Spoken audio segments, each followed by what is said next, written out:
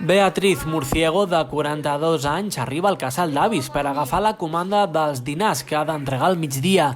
La llagostenca és una de les persones que s'ha inscrit al programa de voluntariat que impulsa l'Ajuntament de la Llagosta. La seva funció és repartir el dinar de dilluns a divendres entre la gent gran de la nostra localitat. Ofereixo des del Casal dels Avis, que encara estan oberts i fan una labor excepcional.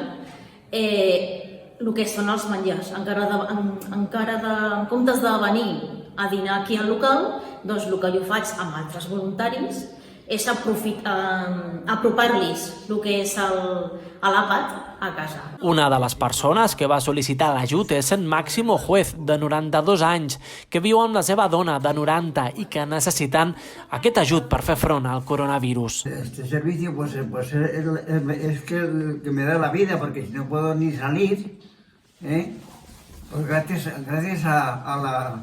ella, si no podria ni comer. En un mateix dia, Beatriz Murciego reparteix fins a 4 dinars, tot i que el més important per a ella és poder ajudar els altres. Home, que està molt agraïts, els teus un somriure, m'han regalat, es pot dir?